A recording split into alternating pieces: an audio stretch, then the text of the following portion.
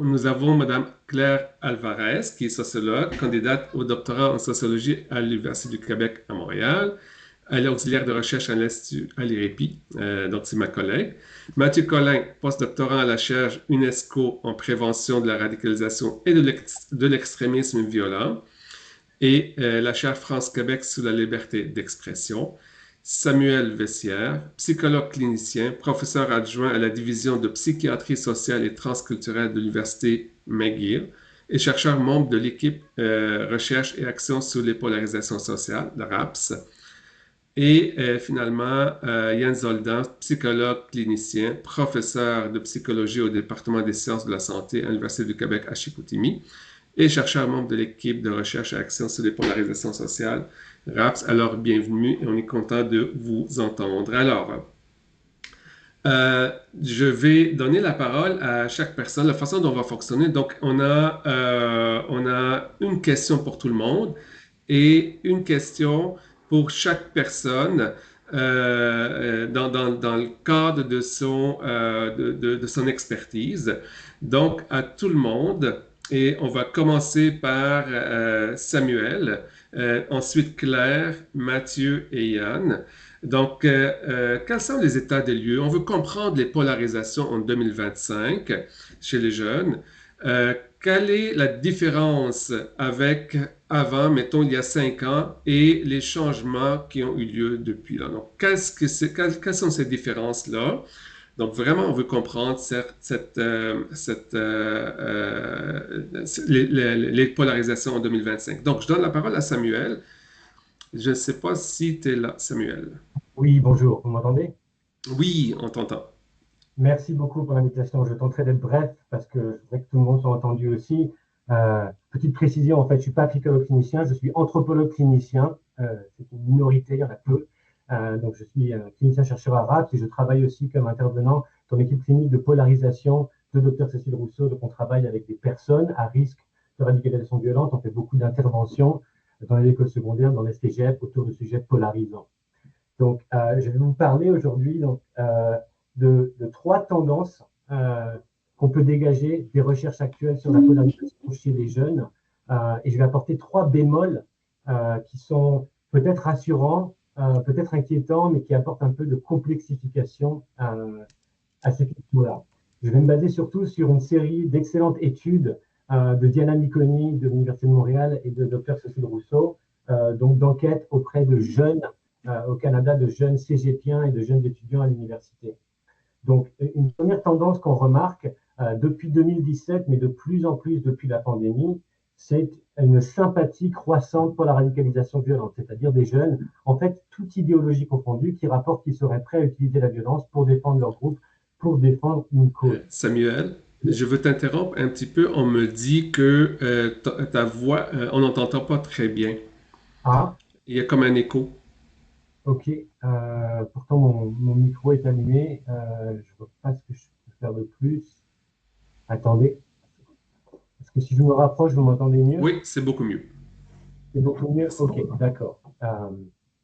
Donc, je parlais de plusieurs études qui recensent chez les jeunes, et de plus en plus jeunes, une sympathie pour la radicalisation violente. Donc, ça irait avec un discours qu'on entend beaucoup aujourd'hui, qu'il y aurait peut-être une montée de la violence qui est politiquement motivée. Euh, les études de Cécile et Diana recensent aussi que ce phénomène est très marqué chez les jeunes de personnes, chez les jeunes de genre non conforme. Euh, Sans doute parce que ce sont des personnes très vulnérables qui se retrouvent au centre de polarisation et d'instrumentalisation politique. Donc là, je fais écho à ce que disait Stéphanie Tremblay, on parle de personnes qui sentent un très fort stress identitaire. Les questions de genre, en fait, sont importantes et sont inquiétantes. Donc, on parle beaucoup, certaines personnes parlent du soi-disant wokisme, de la soi-disant culture de l'annihilation. On parle aussi, on s'inquiète de la montée du populisme d'extrême droite, mais on oublie souvent de préciser que c'est un phénomène très genré. En fait, on documente un écart politique de plus en plus creusé entre les hommes et les femmes, les garçons et les filles. Donc, les garçons s'identifient plus à droite, les filles plus à gauche. C'est recensé absolument partout dans les pays à haut revenu, dans l'OCDE, donc Amérique du Nord, Australie, Nouvelle-Zélande, Europe de l'Ouest, Scandinavie, Chine, Japon, Corée. Donc, quand on parle de ce populisme de droite, en fait, c'est surtout les jeunes garçons, des jeunes hommes qui étaient politiquement désaffiliés. Les études recensent aussi, et ça on a travaillé beaucoup sur ça, une montée du nihilisme, une montée d'une vision très dystopique, une perception d'effondrement, de fin du monde, toute idéologie confondue. Donc suivant où on se situe, on va percevoir des menaces ou des coupables différents, mais il y a une vision très négative, très très anxiogène du monde qui est recensée chez les jeunes. Et quand on parle de nihilisme, on parle aussi, en fait, de plus en plus dans le domaine de la prévention de la radicalisation violente, d'idéologie hybride, c'est-à-dire que finalement, les catégories droite-gauche sont beaucoup plus complexes. On voit déjà des trajectoires d'individus qui passent rapidement d'une idéologie à l'autre, mais on voit aussi un mélange un petit peu disparate de différents éléments idéologiques pour pouvoir justifier une détresse ou identifier une cause, mais il y a vraiment cette hybridisation. Donc c'est là où j'apporte les 3 bémols. Le premier bémol, si on prend l'événement de l'assassinat de Charlie Kirk, qui résonne beaucoup, dont les jeunes parlent beaucoup aujourd'hui, c'est intéressant de voir que, suivant où on se situe politiquement, il y a souvent un discours qui cherche à blâmer l'autre, qui cherche à dire que l'auteur de cette tuerie aurait été d'extrême droite ou d'extrême gauche. Et en fait, la vérité, si on y a accès, est plus complexe, plus nuancée et peut-être même plus inquiétante. Il semble en fait que les symboles qu'on peut dégager de cette personne en fait reflétait un cynisme, des couches sur couches sur couches d'ironie qui reflètent en fait une culture sur l'Internet au sein de laquelle beaucoup de jeunes ont grandi, qui est vraiment cette culture de cynisme complet, de perte de confiance dans les institutions. Donc voilà, ce sentiment d'être blasé, cette espèce de déshumanisation. J'apporte le deuxième bémol, parce que parfois on a l'impression, et si on lit les médias, on dit est-ce qu'on s'en va vers la guerre civile, est-ce qu'on est encore capable de se parler? En fait, les études de Cécile et Diana sur la sympathie pour la radicalisation violente chez les jeunes ressentent aussi que ceux qui préfèrent les interactions sociales en ligne et qui ont moins d'amis face à face expriment beaucoup plus de cette sympathie pour la radicalisation violente.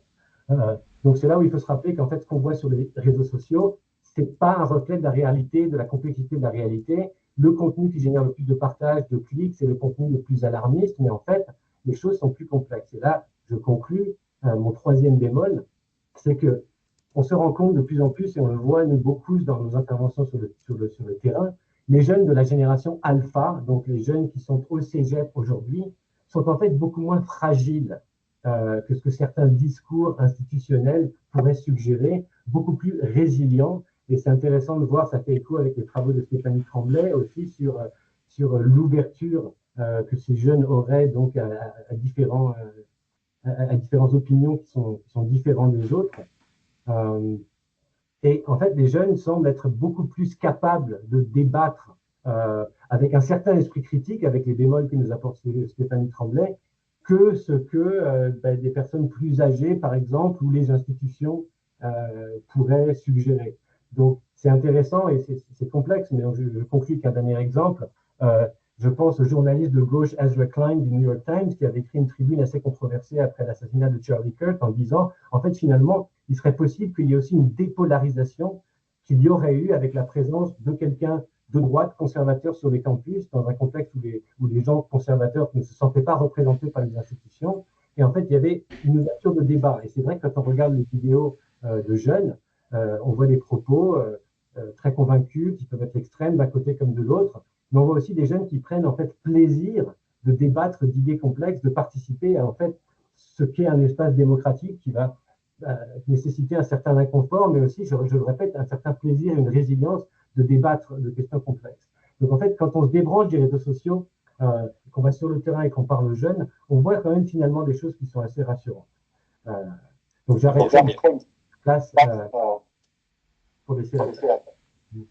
Merci Samuel. Peut-être, oui, merci.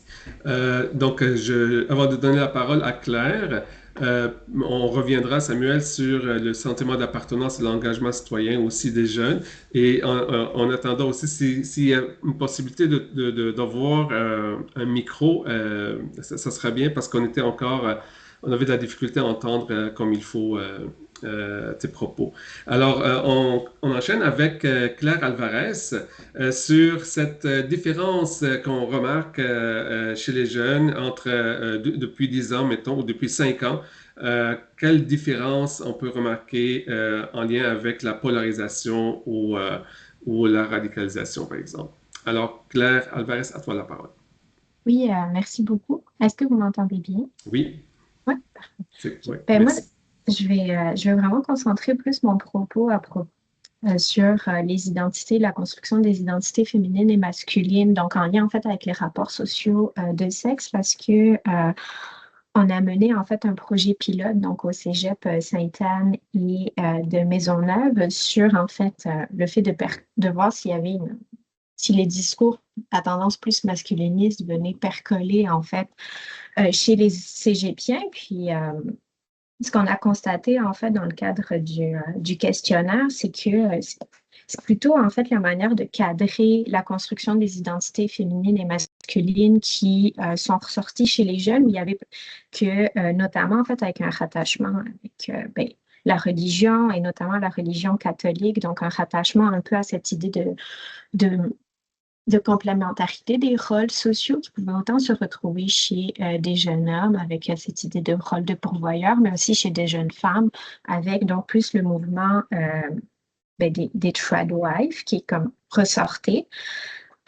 Donc, je dirais que la transformation, en fait, c'est peut-être plus dans l'arrivée de la résurgence de ces discours-là, mais un peu comme Samuel ou ses bémols, j'aurais quand même tendance aussi à dire que c'est pas que même si certains jeunes disaient appartenir à ces discours-là ou comme se retrouver dans la construction identitaire, il y avait quand même aussi une certaine distance critique, un certain aussi détachement par rapport à des discours très extrêmes comme ceux qui sont prônés par Andrew Tate, ou je pense aussi à des figures aussi féminines comme l'influenceuse Esty Williams qui, sur Instagram, en fait, performe énormément son rôle de femmes traditionnelles, mais chez les jeunes, ce qu'on constatait, notamment dans les groupes de discussion, c'est qu'il y avait quand même que c'était moins polarisé que ce qu'on peut voir en fait sur les réseaux sociaux. Mais donc, ce que je dirais, c'est vraiment ce cadrage-là qui vient sur la construction en fait des identités féminines et masculines. Merci, Claire. Donc, notre prochain invité, c'est Même, Mathieu. c'est que regarde, voici le livre de 2000 quelques qu'ils ont sorti, je pense 2019, qu'est-ce qu'il dit, genre. Ah, voilà, c'est bon. S'il vous plaît, juste laissez vos micros fermés pour permettre aux conférencières et conférenciers de dire ce qu'ils ont à dire. Merci. Donc, Mathieu, à vous la parole, toujours sur le même sujet. Donc, vraiment, l'évolution, les différences entre il y a 10 ans et maintenant sur la question qui touche la radicalisation ou la polarisation. Oui, Mathieu, merci beaucoup, Habib. Merci beaucoup. Bonjour tout le monde. Alors, je pense que ça va faire écho à ce que avait dit à la fois Samuel et puis à la fois Stéphanie, parce que j'ai beaucoup travaillé avec Stéphanie aussi sur la question justement des jeunes au Cégep. D'abord, ce que l'on voit sur les données sur l'extrémisme notamment et la question des jeunes est assez clair, c'est qu'on voit depuis les dernières années, en particulier depuis la fin de la pandémie, un rajeunissement des cas. C'était déjà une dynamique qui était en train de se produire dans les dernières années. On voit que ça s'est vraiment accéléré, on va dire, depuis 2 ans. On sait par exemple que Interpol a montré que quasiment les 2 tiers des personnes arrêtées pour actes de djihadisme en Europe étaient en dessous de 18 ans. Et c'est une tendance que l'on ne voit pas simplement effectivement dans une branche idéologique, là, qui serait effectivement le djihadisme dans cet exemple-là, mais quelque chose que l'on voit aussi dans d'autres mouvements, et notamment à l'extrême droite. Je rappelle par exemple que l'un des principaux groupes accélérationnistes de ces dernières années, et là on parle de avant la pandémie, qui s'appelait Feuerkrieg Division, était dirigé par un adolescent de 13 ans qui montrait une connaissance extrêmement profonde, manifestement, de tout un tas de doctrines suprémacistes blanches, etc., et qui dirigeait ce groupe-là en ligne, sans que son âge apparemment soit vraiment connu par les autres membres de son groupe. Mais bref, donc c'est une tendance que l'on voit énormément dans les groupes accélérationnistes de base. L'accélérationnisme, c'est quoi rapidement, hein? C'est la volonté de provoquer une guerre raciale en accélérant les tensions dans notre société, à l'extrême droite. Et ce que l'on voit aussi dans les autres groupes d'extrême droite accélérationnistes et terroristes depuis les dernières années, c'est effectivement des moyennes d'âge qui parfois ne dépassent pas les 20 ans dans certains groupes. Donc, c'est effectivement une tendance qui est inquiétante. De l'autre côté, ça rejoint ce que disait Samuel aussi sur le nihilisme, c'est que non seulement effectivement il y a cette espèce de montée d'idéologie nihiliste parmi les jeunes avec effectivement des revendications politiques qui sont extrêmement floues, parfois un agenda politique qui l'est lui-même, et la montée de groupes aussi reliés à ces idéologies-là qu'on appelle l'extrémisme violent nihiliste, même si on peut éventuellement débattre du terme, à travers notamment la constitution de réseaux de sextorsion qui s'expriment à l'international. Et on a des cas, pas simplement en Amérique du Nord, même si ces réseaux-là sont souvent américains, mais on a des cas au Brésil, on a des cas en Suède, on a des cas en Turquie. Et ce sont des réseaux qui se concentrent à la fois sur du harcèlement et de la sextorsion en ligne. C'est souvent des mineurs qui ciblent d'autres mineurs d'ailleurs, hein, mais aussi des actes hors ligne via effectivement des groupes extrémistes davantage structurés, davantage effectivement formalisés, qui mènent des attaques. Et on sait que la violence, en fait, dans un cas comme ces groupes-là, est une sorte de monnaie sociale, en fait, qui permet de s'élever dans la hiérarchie de ces groupes-là. Donc, ce sont des tendances qui sont inquiétantes et que l'on voit se développer, effectivement, au fur et à mesure des années et qui n'existaient pas, on va dire, hein, ou en tout cas qui existaient très peu avant la pandémie et que l'on voit vraiment se développer dans les dernières années avec certains auteurs, hein, justement, de ces groupes qui ont été arrêtés un peu partout dans les sociétés occidentales, que ce soit en France, que ce soit aux États-Unis. Il y a eu des cas au Canada aussi, etc. Et puis, troisième point, pour conclure, pareil, ça rejoint aussi ce que disait Samuel par rapport justement aux jeunes et puis à la question de la radicalisation des théories du complot. Et c'est ce qu'on a vu avec Stéphanie, c'est que en fait, euh, finalement, les jeunes que l'on pense souvent très perméables aux théories du complot, que l'on pense effectivement plus sensibles au conspirationnisme, etc., là, c'est beaucoup plus compliqué que ça. D'abord, les études que l'on voit avec la chaire UNESCO montrent que finalement, on va dire que les jeunes entre 18 et 25 ans ne sont pas plus complotistes que d'autres tranches d'âge. Et d'ailleurs, c'est d'autres tranches d'âge, notamment les 35-44 ans, qui seraient plus conspirationnistes, là, selon ce qu'on voit dans les sondages légers, notamment. Et puis, bah, deuxièmement, effectivement, je pense que Stéphanie vous en a bien parlé, c'est le fait que il y a différentes en fait, emplois là, du régime critique, et même si notre étude était plutôt qualitative, on voit en fait qu'il y a peu de jeunes qui étaient conspirationnistes en tant que tels, là, mais effectivement qu'il y avait davantage de registres qui étaient mobilisés, et notamment effectivement des critiques assez fortes envers le gouvernement par volonté de transparence, par volonté aussi d'être davantage peut-être dans l'écoute, et puis une promotion surtout de l'agentivité individuelle qui est certainement extrêmement forte parmi les jeunes au cégep actuellement, en plus effectivement des polarisations de genre dont on a parlé un peu plus précédemment. Donc voilà, je vais m'arrêter là. Super, merci, merci beaucoup Mathieu. Notre prochain conférencier, c'est Yann Zoldan. Donc Yann, je vais enchaîner avec la question qui a été adressée à tout le monde. Donc chaque personne avait une question. Donc la question porte sur comment les cégepiennes, les cégepiens explorent-ils, expriment-ils aujourd'hui leur identité et leur expression de genre, et quels défis rencontrent-ils face aux normes sociales et aux résistances dans le milieu collégial? Et donc, tu peux enchaîner aussi avec la question qu'on a posée à tout le monde sur les différences en lien avec les polarisations aussi. Super, ben merci beaucoup de m'avoir invité pour cette discussion. Peut-être pour situer un petit peu d'où on vous parle. Donc nous, on a fait une petite recherche avec des jeunes. On les a fait des groupes de discussion dans la région du Saguenay-Lac-Saint-Jean avec 80 jeunes, puis après des ateliers avec des jeunes au Saguenay, à Rimouski et aussi au Pérou, dans une banlieue populaire de Lima. Toujours autour des questions de relations à soi avec les questions de genre, relations aux autres avec les questions notamment de sexualité. Donc, quand on a été rencontrer ces jeunes, c'est sûr, un peu comme vous avez parlé avant, ils nous ont parlé aussi de certaines peurs par rapport aux relations. On a entendu des peurs dans les relations, même hommes-femmes, etc., qui étaient assez amenées. Puis, au départ, des réponses un peu plus sur des valeurs un peu refuge conservatrices de la famille, finalement. Les relations, c'est la famille, c'est les structures familiales, etc.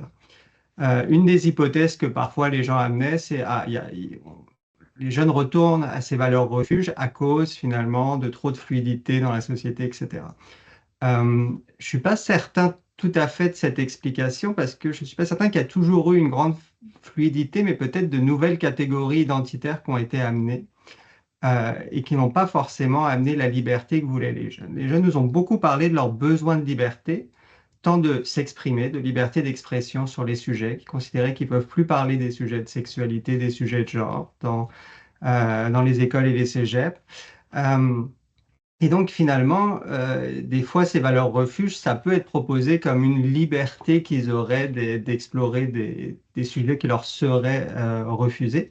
Mais j'ai l'impression que là encore, ça peut être repris finalement par certaines valeurs plus conservatrices avec une certaine fausse liberté. Pour l'autre question un peu qui était vraiment intéressante, c'est comment explorer finalement identité de genre, expression de genre et puis différentes facettes de l'identité. Euh, et ce qu'ils nous ont dit, c'est qu'ils font comme ils peuvent, comme beaucoup de monde finalement. Je pense que c'est important aussi d'avoir une écoute empathique de comment ils vont être dans cette exploration, puis comment ils vont faire sens des différentes pressions qu'ils ont autour du genre, qu'elles soient sociales, qu'elles soient des discours qu'ils entendent, qu'ils soient aussi des éléments plus biologiques, corporels. Comment ils font sens de toutes ces pressions finalement.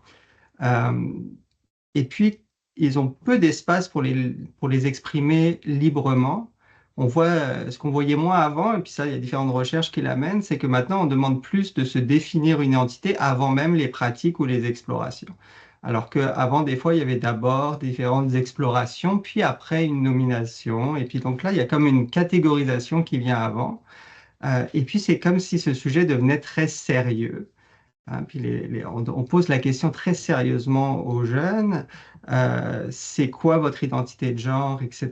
Et puis, ils n'ont pas forcément tout l'espace de l'explorer. Et puis, cette réponse va faire que ça va être très important pour après affirmer leurs différentes relations, le consentement, etc. C'est comme s'ils doivent savoir à l'avance et on n'est plus dans des choses euh, plus ludique, mais vraiment aller chercher un savoir sur des choses qui sont en construction, qu'on sait qu'évoluent à travers la vie, etc. Puis là, on leur demande finalement d'avoir des réponses que peu de monde aurait. C'est sûr que cette exploration, elle est assez normée.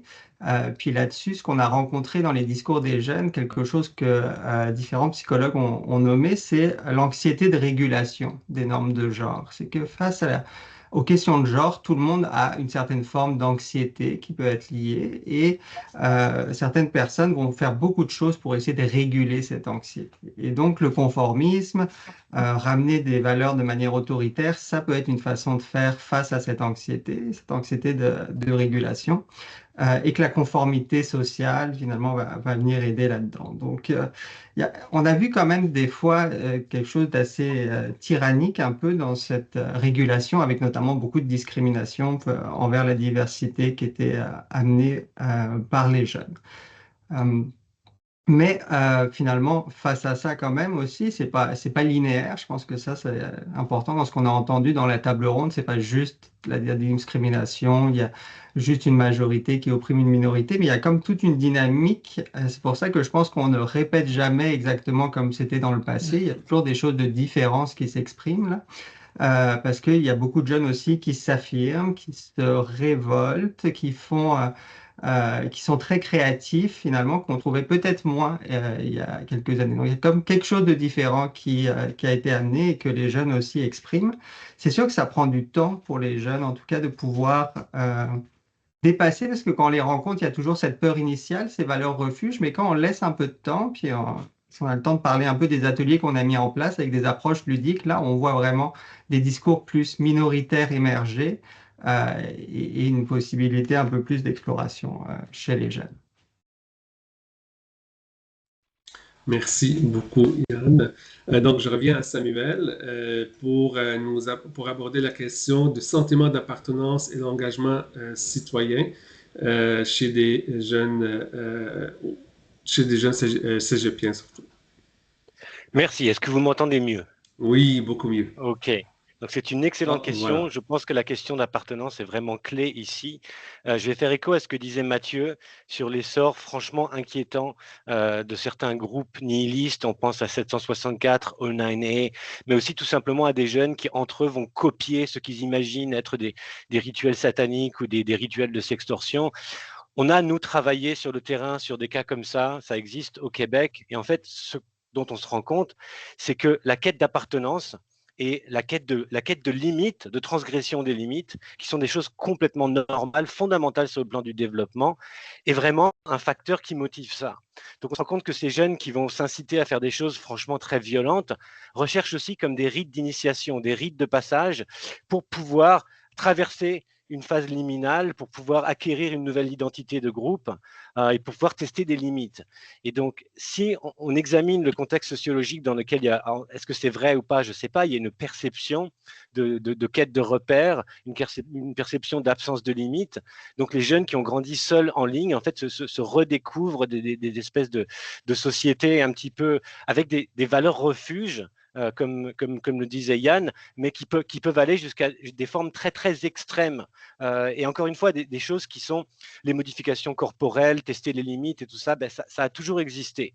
Mais là, on voit que ça prend des proportions assez inquiétantes. Donc, je vais juste conclure pour parler juste anthropologiquement de l'importance de l'appartenance au groupe qui est juste pour l'Homo sapiens un besoin absolument fondamental. Peut-être un des mythes très anxiogènes de la modernité a été ce mythe de la personne autoconstruite, ce mythe de l'estime de soi. Mais si on en revient à des études encore de Cécile et Diana, d'ailleurs, sur l'importance de l'estime de soi collective.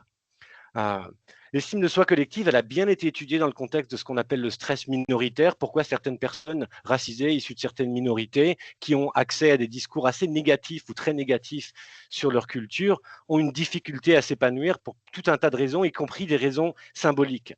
Donc, l'estime de soi collective, on l'a construit en puisant dans des récits au sein de notre groupe, qui nous sommes, d'où on vient, pourquoi nous sommes des bonnes personnes, pourquoi nous avons certaines valeurs, mais on l'a construit aussi dans le discours d'autres groupes, notamment dans les représentations qui vont être véhiculées à notre égard dans le discours des institutions, de l'éducation par exemple, mais aussi dans les médias et aussi sur les réseaux sociaux. On se rend compte dans nos études et sur le terrain que ce qui s'appliquait, ce qu'on avait bien compris dans le contexte du stress minoritaire, pourrait s'appliquer pour beaucoup de gens issus de certaines cultures majoritaires, mais qui se sentent économiquement ou culturellement en fait, mal représentés ou qui ne se reconnaissent plus. Et on pense par exemple aux garçons, aux hommes, à ceux pour lesquels l'identité de genre, ceux qui vont essayer de se reconstruire des valeurs refuges, comme dit Yann, autour de balises traditionnelles, des gens qui n'ont pas accès en fait à un discours bienveillant, protecteur, qui confère une certaine fierté. Donc entre eux, de manière défensive, et ça c'est sûr que quand une personne ou un groupe ressent une atteinte à sa dignité et à son identité, ça va susciter des postures en fait très défensives. Et c'est ça qui va amener des polarisations. Donc c'est ce qu'on remarque vraiment aujourd'hui. Donc ces polarisations autour de cette quête d'appartenance. Donc quand on parlera des pistes après, on parlera de comment est-ce qu'on peut réfléchir ensemble à pouvoir offrir cet espace d'appartenance, même des appartenances qui ne sont pas forcément compatibles. Ouais. Merci beaucoup, Samuel. On va revenir, comme tu as dit, à la dernière question, la prochaine. Mais j'invite Claire à nous parler du discours masculiniste qui prend de l'ampleur et comment ces idéologies influencent les dynamiques de genre en milieu collégial et quels sont les outils qui peuvent être développés dans nos milieux. Oui, merci. Donc, pour répondre à cette question, je vais encore me baser sur les données qu'on a récoltées dans le cadre d'un projet pilote réalisé à Maisonneuve et Sainte-Anne. Et je vais essentiellement me concentrer en fait sur la dynamique entre des incidents en fait que des enseignantes ont rapporté avoir vécu avec des étudiants collégiales qui embrassaient en fait les discours masculinistes. Donc, c'est là qu'on a vu qu'il y avait quand même que ces discours-là venaient percoler dans les milieux des cégeps, mais notamment, en fait, venaient percoler surtout dans la relation, dans la dynamique entre le rapport entre l'enseignante et les jeunes, et qui, en fait, ces enseignantes-là ont vraiment subi des incidents à caractère misogyne on a vu donc 3 formes. Donc, on a eu une première qui a rapporté avoir vraiment subi une remise en question de sa légitimité à être professeure parce qu'elle était une femme. Et donc, où en fait, elle s'est faite donc, au cours d'introduction, elle présente son plan de cours et tout ça, et un des étudiants, en fait, lui demande mais pourquoi elle est là, en quoi elle est légitime à venir donner ce cours-là. Et où elle, en fait, sa stratégie de réponse a été vraiment d'apporter son expérience en tant qu'enseignante, ses diplômes, son parcours, de venir un peu retracer pour venir dire, ben non, j'ai toute ma place là pour finalement se faire dire, que comme c'est une femme, sa place, elle n'est pas à être dans la classe, mais bien à la maison. Donc ça, c'est comme un premier type d'incident qui a été rapporté. Ensuite, une autre enseignante a rapporté avoir subi un refus de collaboration ou un peu un détournement des devoirs donnés dans le cadre du cours.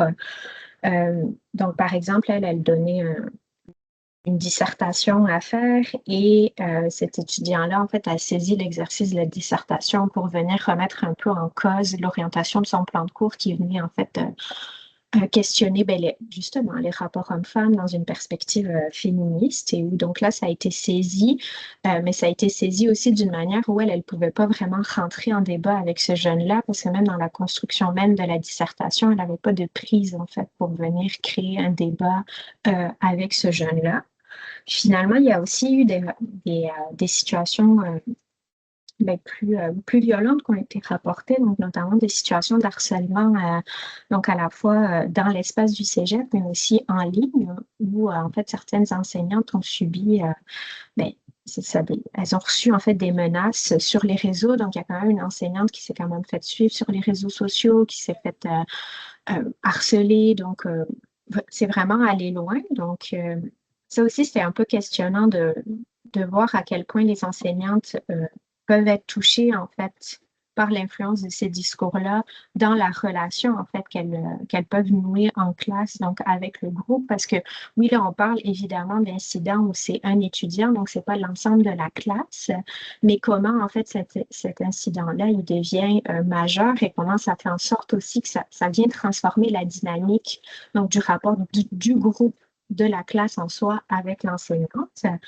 Donc, c'était vraiment questionnant. Puis chaque enseignante, en fait, ont développé des stratégies. Donc, comme je l'ai dit tantôt, de venir adapter de venir répondre en élaborant sur sa trajectoire professionnelle.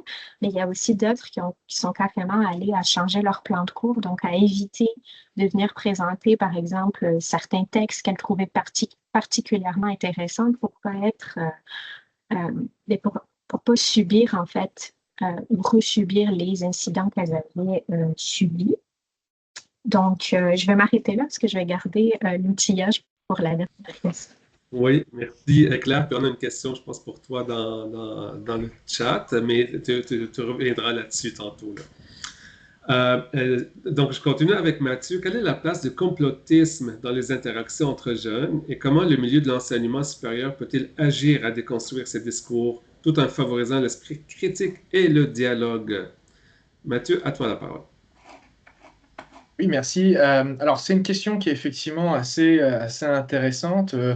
Je pense que Stéphanie, effectivement, vous en a présenté 2 ou 3 résultats tout à l'heure. Ce que l'on voit déjà, c'est que par rapport au rôle du cégep, les étudiants que l'on a rencontrés sont assez critiques par rapport à la question de l'enseignement, par exemple, du complotisme. C'est-à-dire qu'on avait certains qui nous disaient, bon ben voilà, on pense qu'il faut faire attention à la manière dont c'est enseigné, parce que ça pourrait éventuellement venir, en fait, déranger ou stigmatiser certaines personnes qui se reconnaîtraient en fait dans la croyance en ces théories-là, et le cégep n'a pas à nous dire quoi penser en fait. Et certains autres de ces étudiants-là nous disaient en fait on préférait nous davantage des cours sur le développement de l'esprit critique. Mais ce que l'on voit en fait se dégager vraiment ici, c'est une sorte en fait d'horizon assez de refus du normatif en fait. Ce que Stéphanie vous a présenté par rapport à l'ultra-tolérance, là par exemple, c'est effectivement assez caractéristique, c'est-à-dire que finalement, toute idée, même si ces idées-là sont caractérisées ou perçues comme étant étranges ou détestables parfois ou hors normes au sens littéral, mais en fait sont tolérées tant qu'effectivement ces idées-là n'entrent pas en contradiction avec la protection de l'intégrité physique d'une part, et puis l'entrave à la liberté d'expression d'autrui d'autre part. Et donc il y a vraiment cette espèce en fait encore une fois, d'ultra-tolérance par rapport à la liberté d'expression qui se double effectivement d'une critique institutionnelle.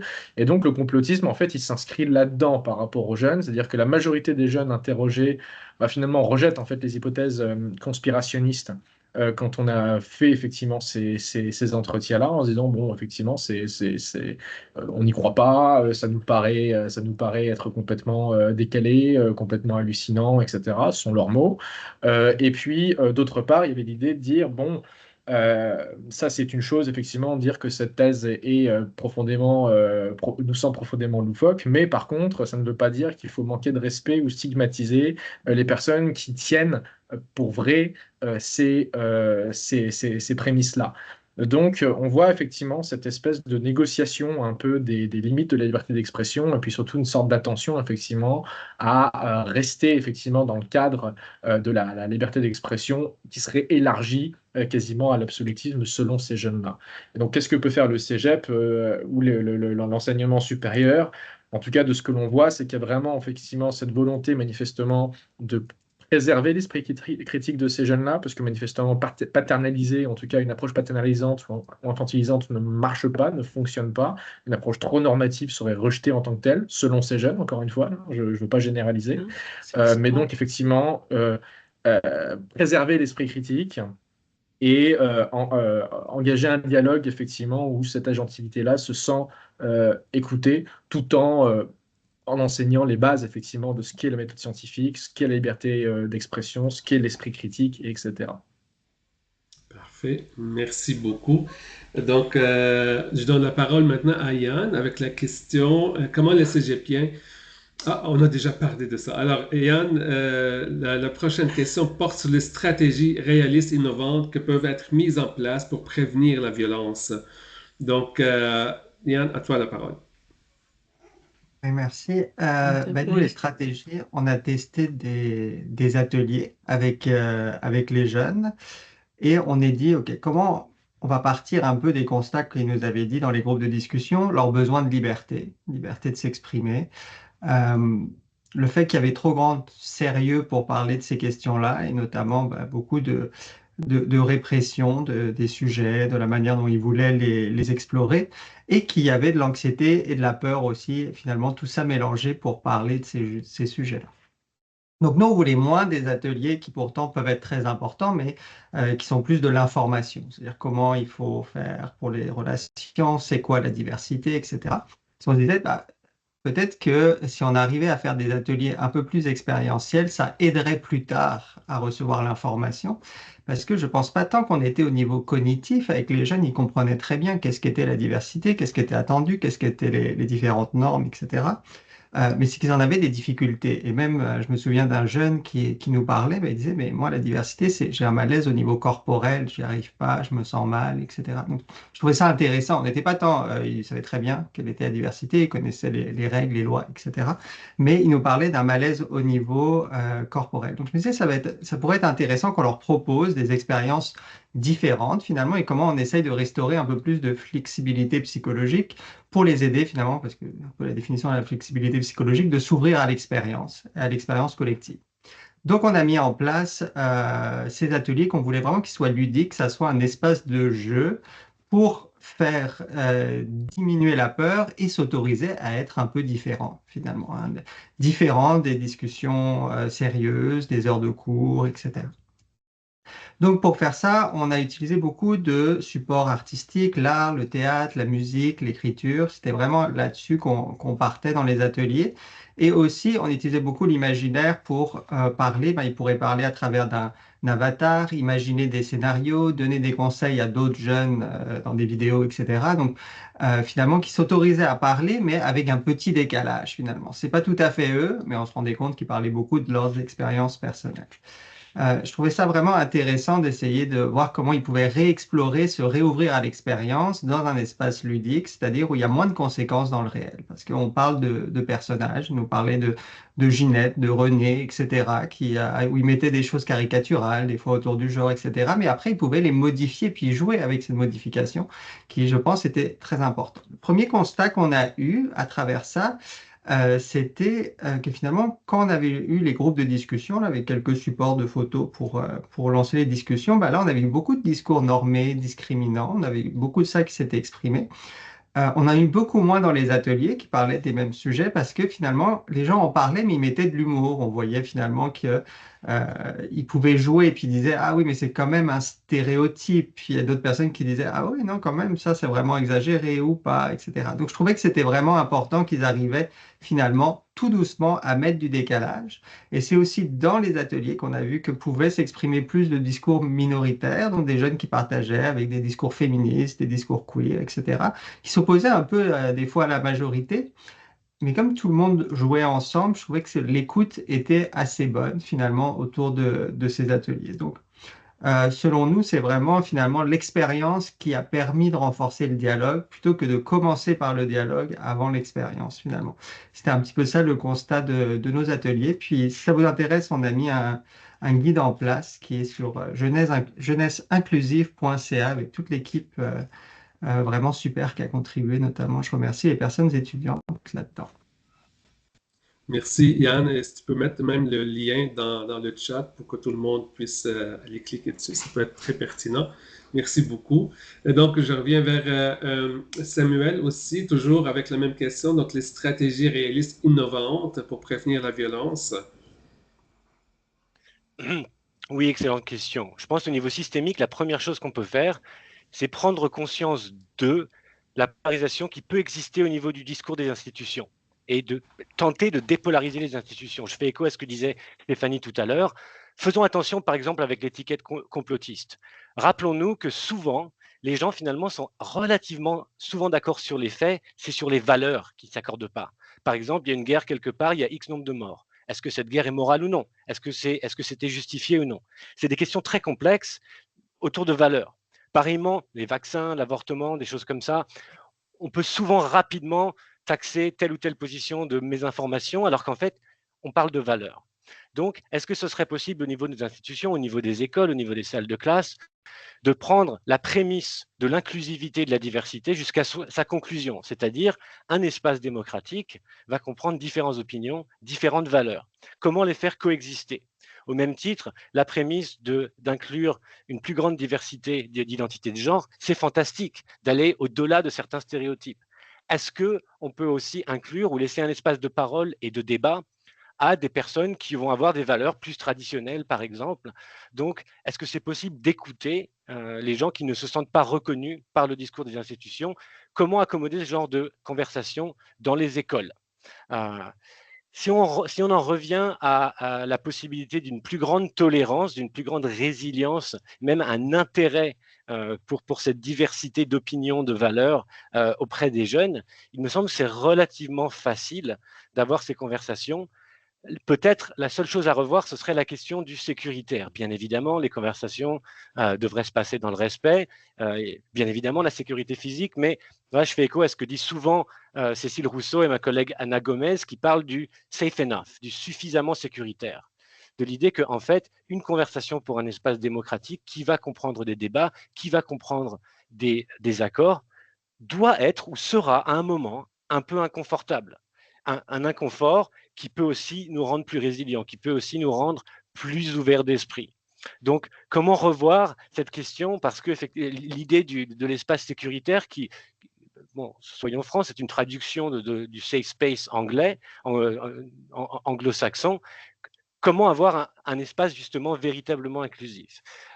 Et moi, je conclue en répétant que j'ai une grande confiance dans la nouvelle génération, dans leur capacité à avoir ces conversations, certes parfois inconfortables, mais quand même dans le respect et dans la véritable diversité. Sur ces mots d'optimisme, je suis très content de t'entendre, Samuel. Merci beaucoup. Il nous reste Claire. Claire, c'est avec toi qu'on va terminer probablement donc de nous parler des stratégies innovantes qui peuvent être mises en place pour prévenir les violences ou le masculinisme dans le milieu. Oui, ben, un peu dans la même continuité que Yann et Samuel, il y a vraiment quand même cette idée d'ouvrir, je pense, au sein des cégeps, des espaces de dialogue qui seraient comme encadrés des espaces de dialogue avec les jeunes où ils peuvent venir exposer leurs ressentis, que ce soit à travers des activités ludiques quant à l'expression aux identités féminines, masculines, mais aussi à l'expression de la diversité de genre. Mais c'est aussi, je pense que là où on pourrait, ce qui serait bien aussi, c'est de questionner aussi le rôle des professeurs qui viendraient encadrer ces débats-là. Tu sais, comment ils se positionneraient aussi, parce que des fois, ce qui est ressorti dans les groupes de discussion, c'est que, tu sais, les professeurs aussi sont porteurs de valeurs, de normes, ils ont une certaine vision aussi, et, tu sais, ils se positionnent dans la société et veut pas, ben, par rapport à ces questions-là aussi qui nous touchent intimement, même en tant que professeur, ben, ça va se retraduire. Donc, comment aussi venir travailler à jouer un autre rôle pour venir, tu sais, accepter que des jeunes ne partagent pas les mêmes opinions que nous, mais comment, tu sais, s'assurer que tout le monde puisse venir exprimer ces enjeux-là et venir un peu déconstruire certains discours pour venir réduire en fait les enjeux de polarisation, notamment, je pense aussi à ce qui a été dit dans la première conférence par rapport à une sensibilisation au contenu des réseaux sociaux, comment ça fonctionne, pour venir en fait détricoter un peu certains discours auprès des jeunes et venir en fait créer des espaces de dialogue. Merci beaucoup, Claire. Vous avez parlé tous les quatre. J'ai une dernière question. Vous avez parlé de tous les cas du rôle de l'enseignant et du rôle du dialogue, à essayer de faire un dialogue dans la classe. Ma question pour vous est très simple. Est-ce que les enseignants, les intervenants sont assez outillés pour aller vers ce type d'outils ou d'action dans leur classe? Donc, je ne sais pas qui veut répondre, Samuel, Claire, Mathieu ou Yann.